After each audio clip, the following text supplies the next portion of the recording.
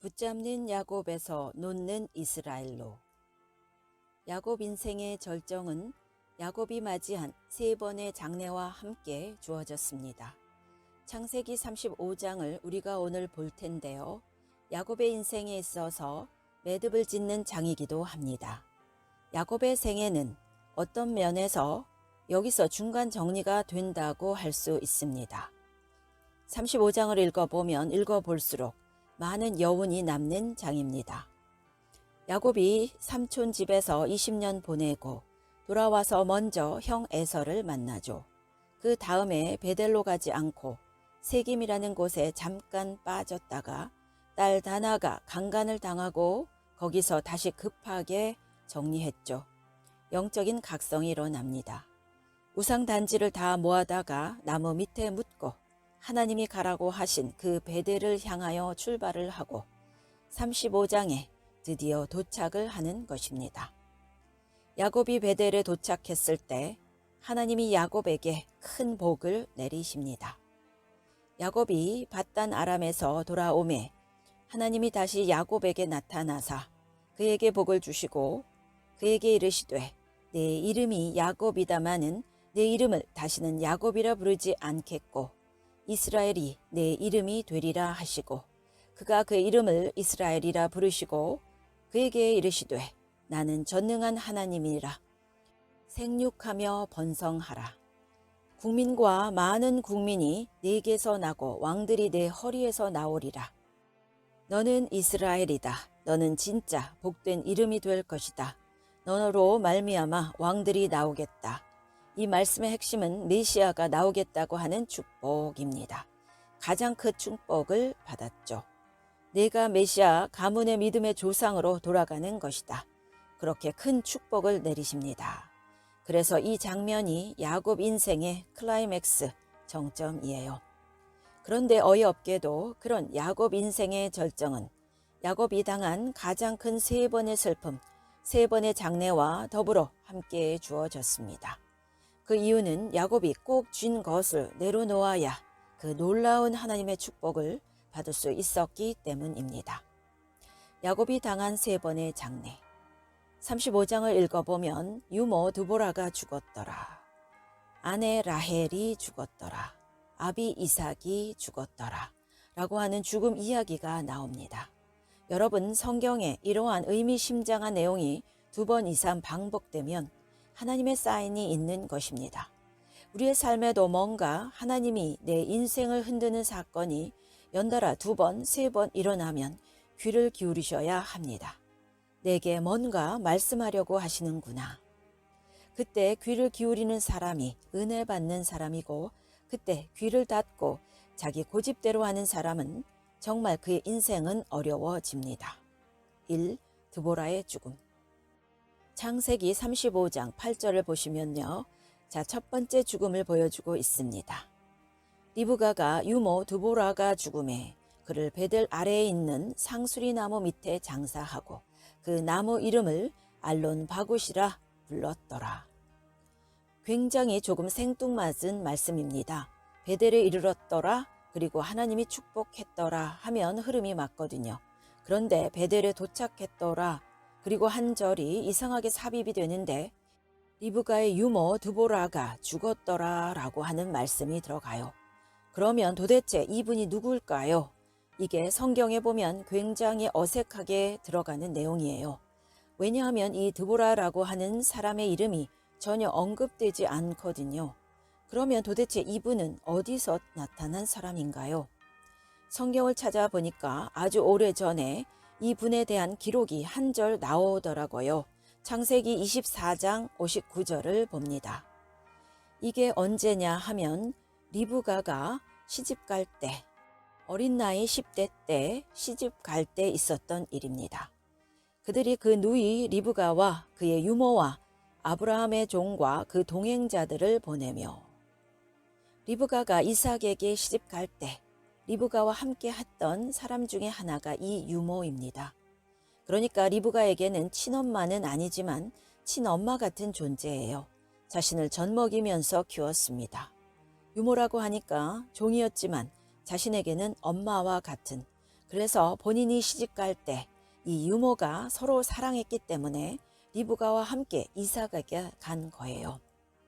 그러니까 계속 리브가와 함께 지냈는데 문제는 뭐냐 하면 야곱이 20 몇 년 전에 어머니 집에서 삼촌 집으로 간 거잖아요. 그러면 이 유모 드보라가 따라간 것이 아니거든요. 성경을 보면 야곱 혼자 짐 짊어지고 삼촌 집에 갔잖아요. 그리고 난 다음에 다시 돌아오는 그 중간 지점에 갑자기 이 유모가 등장하더니 죽었다라고 나옵니다. 유모 드보라가 왜 야곱과 함께 있었는가요? 리브가가 이미 이 당시 야곱이 외삼촌 집에 거주하며 이미 죽었다라는 거예요. 왜냐하면 리브가 이야기가 안 나옵니다. 쭉 50장까지 리브가는 죽은 거예요. 죽어갈 때 자기 엄마와 같은 드보라를 그 사랑하는 야곱에게 보낸 것이 아닌가. 왜냐하면 이 드보라의 고향이 밧닷 아람이니까요. 또 다른 해석은 야곱이 삼촌 집에서 가나안으로 들어올 때 그 소식을 듣고 리브가가 죽었지만 이 드보라 유모 할머니가 야곱에게 왔던지, 어쨌든 드보라는 특별히 야곱에게 있어서는 친할머니와 같은 분이고 어떤 면에서는 돌아가신 어머니 리브가가 보낸 엄마의 분신과 같은 분이에요. 그런데 베델에 도착했을 때 그 드보라가 죽고 맙니다. 성경에 이렇게 나와요. 그를 베델 아래에 있는 상수리 나무 밑에 장사하고 그 나무 이름을 알론바굿이라 불렀더라. 이 알론바굿이 뜻이 나오죠. 통곡의 상수리 나무라는 뜻입니다. 그러니까 이 드보라를 묻고 야곱이 통곡을 하며 울었다라는 거예요. 야곱에게는 어머니의 죽음과 같고 보고 싶은 어머니는 먼저 가셨는데 그 어머니가 보낸 할머니, 어머니와 같은 할머니 드보라, 만감이 고차하는 거예요. 엄마가 죽은 것 같고 할머니가 죽은 것 같았습니다. 여러분, 이 사건은 야곱에게 지나가는 사건이 아니었습니다. 그 마음을 뒤흔드는 굉장히 충격적이고 가슴 아픈 사건이었다라는 거예요. 그리고 난 다음 마음이 가난해져 있을 때 하나님이 나타나셨습니다. 우리가 서두에 읽었던 복을 내리십니다. 너의 이름은 이스라엘이다. 이 문맥을 보셔야 돼요. 이 야곱의 심경의 변화, 딸이 강간당하고 그리고 두렵고 떨림으로 베델에 와서 마음이 조금 놓였다가 갑자기 드보라가 죽고 그 마음이 깊이 낮아져 있을 때 하나님이 오셔서 내 이름을 이스라엘이라 하리라. 내게서 왕들이 나올 것이다 하고 축복을 받습니다. 이 아내 라헬의 죽음. 자, 그리고 난 다음에 연이어서 또 죽음 이야기가 나오는데 이번에는 더 충격적인 이야기예요. 35장 16절. 그들이 베델에서 길을 떠나 에브랏에 이르기까지 얼마간 거리를 둔 곳에서 라헬이 해산하게 되어 심히 고생하며 그가 난산할 쯤에 산파가 그에게 이르되 두려워하지 말라. 지금 내가 또 능남하느니라 하매. 그가 죽게 되어 그의 혼이 떠나려 할 때에 아들의 이름을 베노니라 불렀으나 그의 아버지는 그를 베냐민이라 불렀더라. 라헬이 죽습니다. 참 어떻게 보면 인생이 뭔지에 대해서 깊이 생각하게 해요. 여러분, 라헬이 그렇게 자식 갖고 싶어 했던 것 아시죠? 남편에게 뭐라고까지 하소연합니까? 나 자식 낳게 하지 않으면 죽겠다 라고 하잖아요. 그런데 그 원하던 자식을 두 번째나 가졌는데 그 원하던 자식을 낳다가 그만 난산을 하고 고통 가운데 죽어가면서 그 둘째 아이의 이름을 짓는데 베노니, 뜻이 뭐냐면 슬픔의 아들이다. 벤 아들, 온 곡하다 라는 뜻입니다. 라헬은 통곡의 아들, 베노니 하면서 피를 흘리고 죽어버렸어요. 라헬의 죽음에 에브랏 곧 베들레헴 길에 장사되었고 이렇게 두 번째 죽음 이야기가 나옵니다. 여러분, 한번 야곱 입장에서 생각을 해보세요. 야곱에게 있어서 라헬은 어떠한 존재인지 아십니까? 그의 인생의 어쩌면 전부일 수도 있어요. 그가 아버지 집을 떠나서 그렇게 고생하며 힘들게 일을 할 때 야곱의 마음의 기쁨은 라헬이었습니다. 야곱의 마음이 기대는 대상은 라헬이었어요. 그 라헬 때문에 수고도 참았고 어떻게 하다가 언니 레아도 얻었지만 성경을 보면 야곱에게는 일편단심, 오매불망, 그냥 라헬, 그 라헬이 아기 나타가 그만 죽어버리고만 사건이 벌어졌다는 것입니다. 그것도 축복받고 베들에서 축복받고 그 사랑했던 라헬이 죽어버려요. 왜 하나님이 이런 충격적인 사건을 한 번도 아니고 두 번 연달아 야곱에게 허락하실까요? 혹시 이 가운데 여러분 주변에 아는 사람의 죽음을 근래 충격으로 경험한 분이 계십니까? 친구가 갔던지 가족 중에 누가 갔던지 하나님이 그 안에 담긴 뭔가 사인, 뭔가 나를 향한 어떤 그 말씀이 그 안에 들어있을 수 있다는 것을 아십니까? 3. 아버지 이삭의 죽음. 자, 마지막으로 한 번 더 죽음의 사건이 나옵니다. 27절로 29절까지 읽겠습니다. 야곱이 기랏 아르바에 마므레로 가서 그 아비 이삭에게 이르렀으니 기랏 야르바는 곧 아브라함과 이삭에 우거하던 헤브론이더라. 이삭의 나이 180세라. 이삭이 나이 많고 늙어 기운이 지남에 죽어 자기 열조에게로 돌아가니 그 아들 에서와 야곱이 그를 장사하였더라. 이번에는 아버지입니다. 어떤 면에서는 아버지와 정이 조금 덜 할 수도 있지만 지금 보세요. 다 잃어버린 거예요. 할머니 잃어버렸죠. 어머니도 돌아가셨죠. 그 사랑했던 라헬이 죽었죠. 아버지까지 가버리신 겁니다. 도대체 왜 하나님께서 이러한 일을 행하셨을까요? 여러분, 사람에게 있어서 가장 충격적인 사건은 실은 죽음입니다. 죽음보다 더 충격적인 사건이 어디 있어요? 그렇잖아요. 천년 만년 살 것 같은데 딱 죽고 나면 도대체 가진 재물이 무엇이고 인생의 꿈이 무엇이고 인생에게 죽음이 닥치면 그냥 본인이 그렇게 일평생 추구했던 것이 일순간에 제로가 되어버려요. 그래서 죽음을 경험하면 사람은 큰 충격에 빠지면서 본질을 비로소 찾게 됩니다. 지금 내가 제대로 사는 것 맞아? 이렇게 살다가 내가 저렇게 누워있으면 나는 어떠한 인생으로 인생을 마무리할 것인가? 린다 한이라고 하는 분이 몇 년 전 비행기 추락 사고로 불시착을 했는데 살았어요. 그리고 한 2, 3일 동안 병원에서 치료받고 집에 돌아갔을 때 한밤중에 불을 딱 켜니까 가구가 쭉 보이는데 그런 생각이 들더라는 거예요. 만일 내가 3일 전에 죽었으면 지금 내가 눈에 보는 이 모든 것은 쓰레기가 되었겠지. 아니면 다른 집으로 팔려가든지.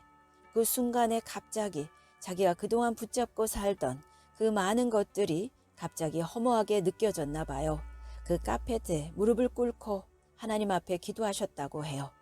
하나님, 내 남은 인생 정말 진짜 하나님을 위해서 살게 해달라고. 여러분, 죽음은 우리의 인생에 영적 각성을 줍니다. 오늘 간증하셨던 성도님도 그 아이의 병이 엄마인 자기 인생에 충격을 주잖아요. 그리고 몸에 어떠한 질병도 충격을 주잖아요. 그런데 죽음은 그것과는 비교할 수 없는 영적인 각성을 일으킵니다.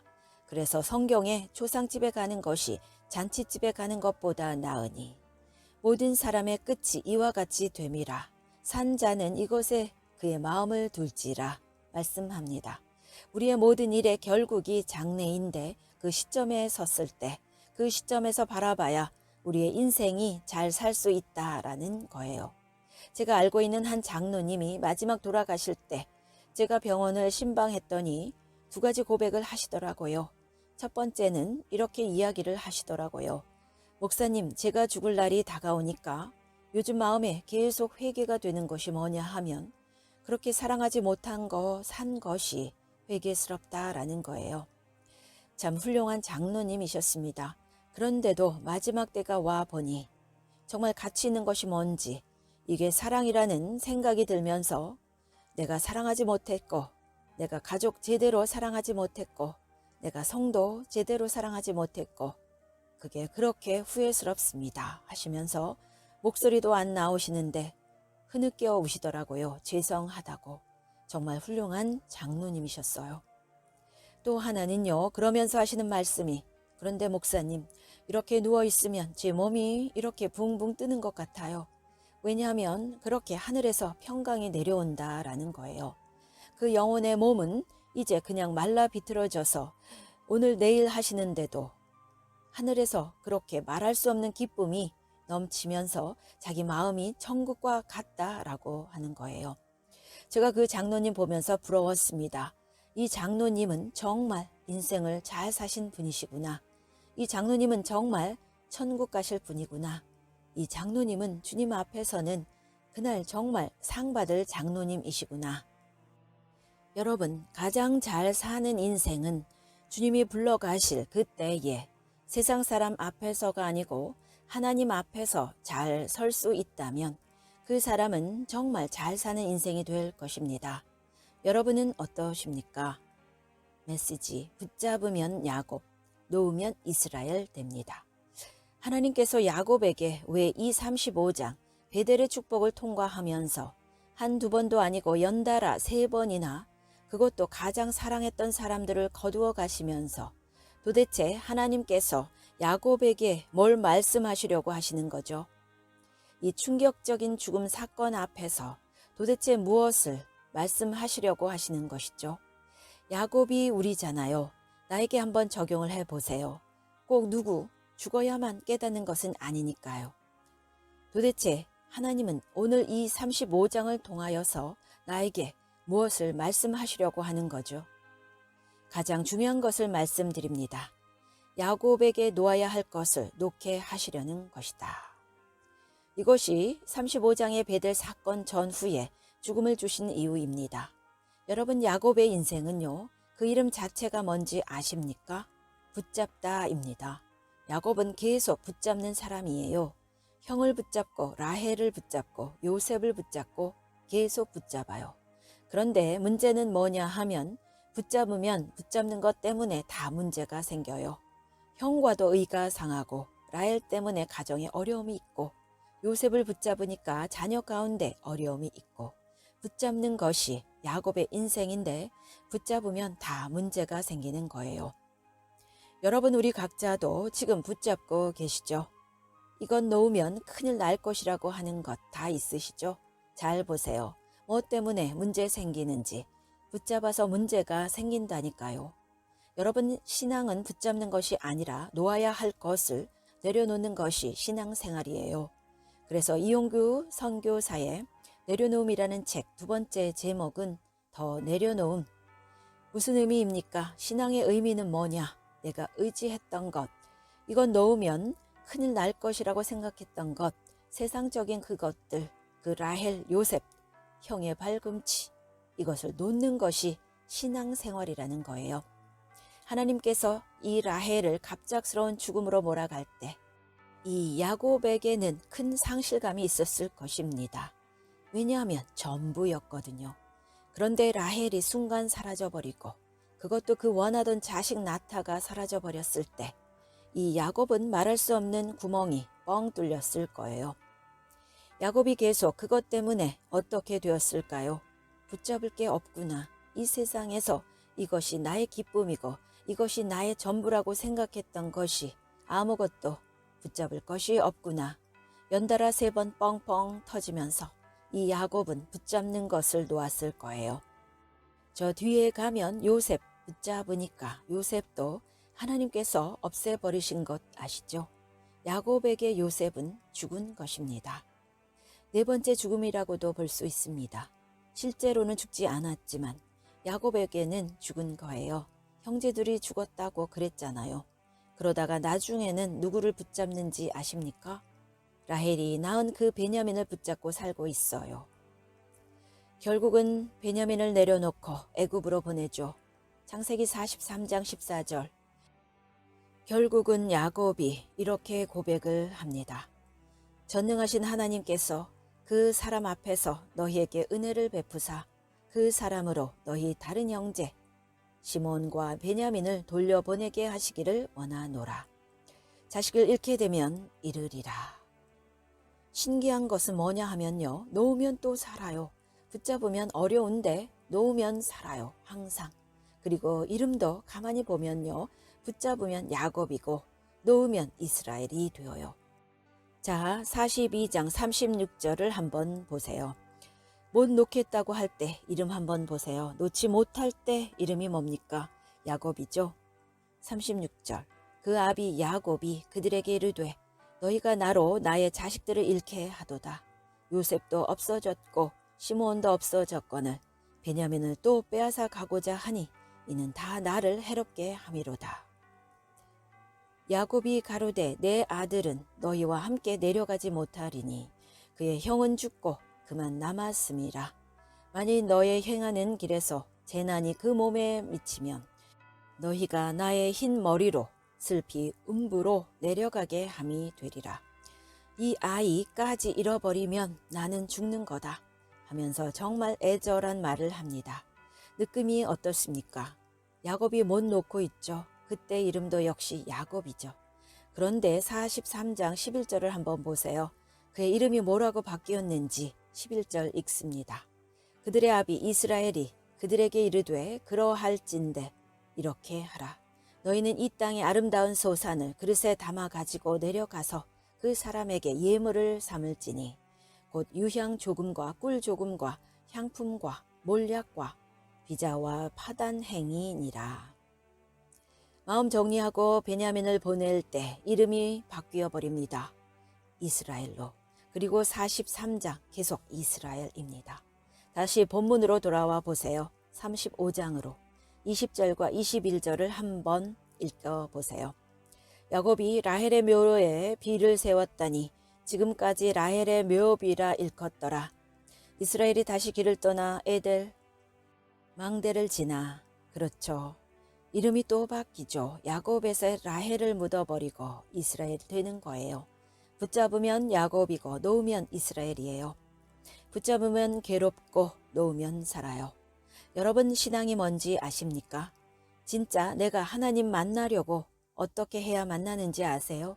신앙 성장하고 싶죠. 누구는 성령을 받고 하나님 음성 듣고 뭔가 영적 변화가 일어나는데 왜 나는 교회 오래 다니는데 하나님 음성도 들리지 않고 성경도 깨달아지지 않고 왜 나는 그렇게 변화가 없지? 알려드릴까요? 여러분 야곱이라고 그래요. 붙잡지 말고 놓아야 돼요. 여러분들 지금 제가 여러분들에게 자 저기 갑시다 하는데 지금 그냥 의자 꽉 붙잡고 그것을 안 놓고 있는데 이게 가집니까? 우리 신앙생활은 놓을 것은 내려놓아야 그 다음에 출발하는 거예요. 왜 신앙이 성장하지 못하냐? 놓을 것 못 놓으니까. 언제 성장하냐? 놓을 것을 놓고 끊을 것을 끊고 정리할 것을 정리할 때 그때 비로소 자유해지면서 영적으로 올라가는 거예요. 제가 주님 처음 만나고 막 은혜 받았을 때 영적으로는 너무 기쁜데 하나님이 가위를 들고 제 삶을 싹둑싹둑 잘라내시는 거예요. 제가 20대까지 그냥 그럭저럭 인간적으로 살면서 제가 맺고 있었던 인간관계가 신앙적이지 않은 친구들도 많이 있었거든요. 그런데 주님 만난 다음에 정리하라는 거예요. 아니 하나님이 막 정리시켜 주시더라고요. 그런데 마음이 아팠습니다. 사랑하는 친구들과 끊어지게 되고 그리고 제가 좋아했던 것, 영적이지 않았던 부분들도 하나님이 정리하라고 하시는 거예요. 그래서 초기에 은혜는 받았지만 인간적으로 힘들더라고요. 그래서 하나님 이것도 끊어야 합니까? 이것도 끊어야 합니까? 너무 힘듭니다. 그러면서 막 기도하는데 한 장면이 보이는데요. 이러한 장면이 보였습니다. 제가 하나님 말고 다른 것을 막 붙잡고 있었던 거예요. 하나님이 놓아라 놓아라. 제가 놓았거든요. 그런데 이 빈손이 놓고 단 다음에 어디로 가나 보니까 하나님을 붙잡더라고요. 또 이 손을 놓으라고 해서 놓았더니 이 손이 어디로 가냐면 하나님께로 가더라고요. 이 발을 내가 기대고 있던 곳에서 떼었어요. 그랬더니 이 발이 어디로 가냐면 하나님 반석 위로 가더라고요. 제가 그러면서 느끼는 것이 이래서 놓으라고 하시는군요. 내가 그것 없으면 진짜 힘들 것 같아서 붙잡았는데 이것을 놓고 나니까 그 빈손이 하나님께로 가니까 하나님을 붙잡게 되고 하나님 의지하게 되니까 하나님하고 나하고의 관계가 더 튼튼해지고 온 거예요. 그리고 하나님께로부터 비로소 영적인 공급이 더 많이 부어지는 거예요. 여러분, 포도 농사할 때 다른 과일 농사도 마찬가지죠. 이렇게 봐서 될성 싶은 가지 하나만 놔두고 나머지는 자르는 것 아시죠? 전지라고 합니다.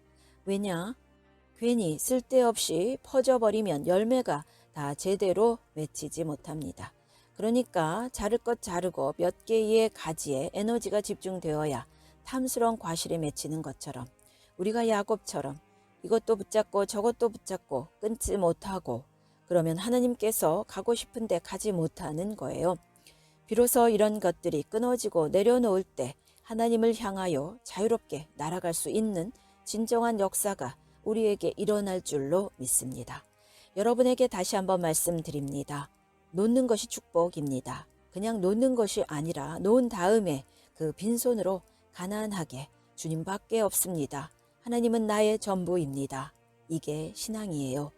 여러분 시편 보면 다윗의 절절한 고백은 무슨 고백이냐면 하나님이 나의 반석이고 하나님만이 나의 의지시고 하나님만이 나의 구원이고 하나님만이 나의 산성이시고 다윗의 절절한 고백은 모든 것들을 다 끊고 하나님만 붙잡은 거예요. 그 인생의 사울이 막 죽음의 어려움으로 몰아넣을 때 다윗은 더욱 하나님만 붙잡은 것입니다. 여러분 놓는 것이 신앙의 복이라는 것 알지만 이게 실은 잘 놓아지지 않습니다. 생각처럼 쉽지 않아요. 여러분들 우리가 좋아하는 어떤 내가 사랑하는 것 잘 안 놓아지죠. 그게 별것 아닌데도 놓아지지 않더라고요. 이것을 놓으려면 중요한 것이 아까 서두에 드린 말씀처럼 죽음이라는 그 결론 앞에 한번 서보시면 돼요. 죽음. 지금 하나님께서 야곱에게 세 차례 충격적인 죽음 앞에 딱 세우시면서 그 마음을 정리시켰거든요. 동일하게 우리도 꼭 죽음이 우리 주변에 안 일어나도 이 말씀을 가지고 대입하면 돼요. 죽음 앞에 서 보세요. 그리고 그 죽음 앞에서 지금 내 삶에 붙잡고 있는 이것이 진짜 가치가 있는지 한번 달아보세요.